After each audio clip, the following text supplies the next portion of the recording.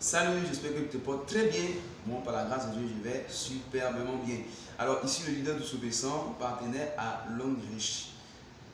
Je me suis lancé dans ce projet le 30 mai 2020 au niveau de la Côte d'Ivoire. Alors, qu'est-ce que c'est que le marketing relationnel? Dans cette vidéo, je vais essayer de t'orienter sur la connaissance réelle de cette industrie-là. Voilà.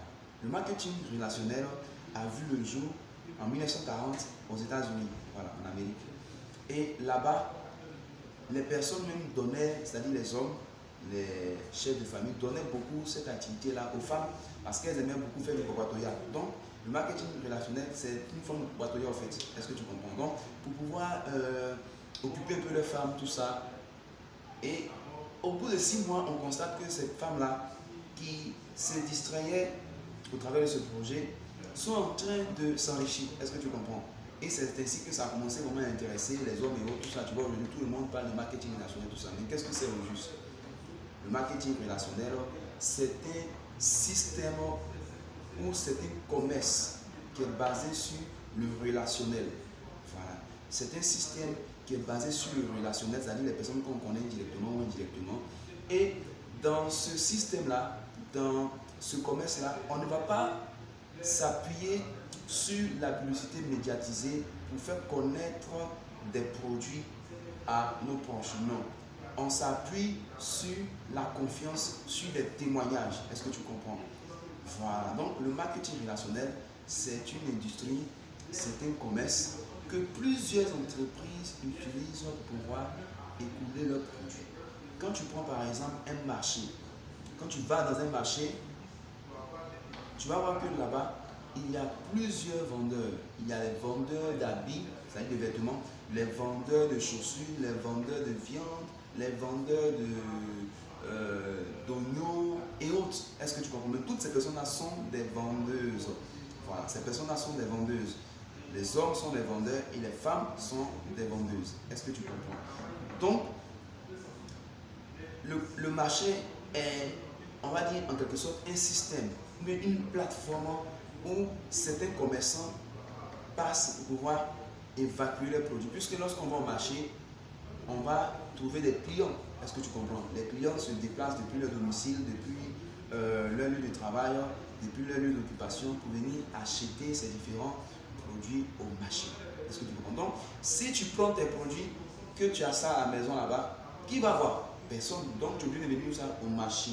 C'est comme ça. Donc, il y a des entreprises qui fabriquent déjà des produits de très bonne qualité, mais qui sont un peu coûteux. Est-ce que tu comprends? Donc, pour faire la publicité à la télé, à la radio, sur les panneaux publicitaires là, c'est coûteux. Déjà, le produit peut être fabriqué déjà à l'entreprise à un coût de, bon, je vais prendre le dollar comme ça, à un coût de 100 dollars. D'ici, on va faire la publicité médiatisée, ça va parcourir le transport, on va stocker ça dans un lieu et les grossistes vont venir se ravitailler. Après, les tenues grossistes encore vont venir pour donner aux détaillants avant que le client ait le produit qui a été fabriqué à l'entreprise à 100 dollars va arriver au client peut-être à 150 dollars ou bien à 160 voire même 200 dollars comme ça. Donc, ce ne sont pas toutes les personnes sur cette terre-là qui ont la capacité de pouvoir acheter des produits à 200 dollars ou à 150 dollars. Est-ce que tu vois? Or, les entreprises là, quand elles fabriquent des produits, c'est pour que ces produits-là soient évacués. C'est pour que ces produits-là, les clients achètent.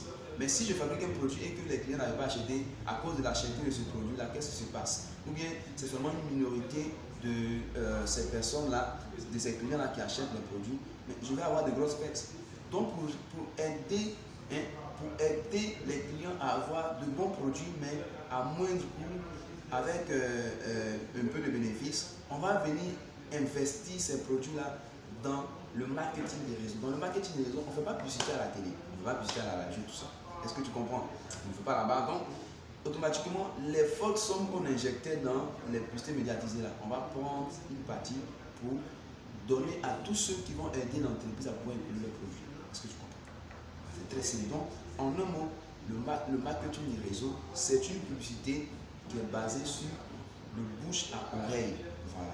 Qui est basée sur le bouche à oreille et dont plusieurs entreprises utilisent pour pouvoir faire quoi? Écouler leurs produits. Voilà. Donc, ne sois pas étonné que quelqu'un te recommande un produit qui existe dans le marketing relationnel et qui ne passe pas à la télé, qui ne passe pas à la radio.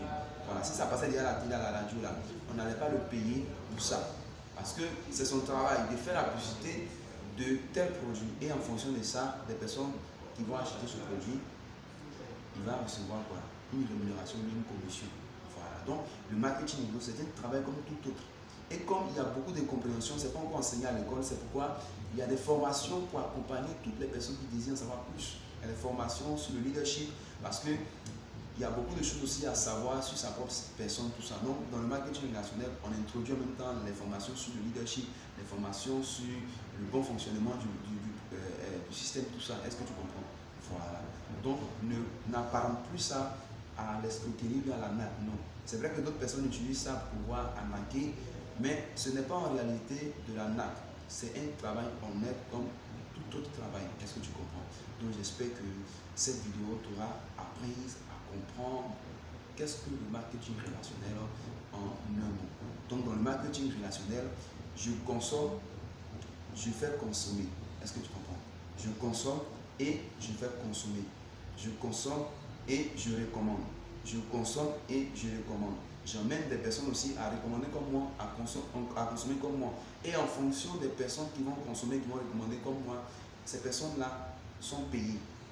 Mais comme c'est grâce à moi que ces personnes-là commencent à consommer les produits et recommander les produits-là, moi aussi je suis payé. Donc, peu importe le pays où tu es, tu peux avoir des consommateurs dans tous les quatre coins de ce monde et tu es payé pour ça. Est-ce que tu comprends? Tu comprends? Mais pour se lancer dans le marketing relationnel, il faut forcément signer un partenariat avec une compagnie qui travaille dans le marketing relationnel. Voilà. Donc, moi, ma compagnie, c'est la compagnie Longreach. Donc, si tu vas avoir plus d'informations sur Longreach, écris-moi en privé et je me ferai le plaisir de te répondre, d'avoir plus d'informations, tout ça.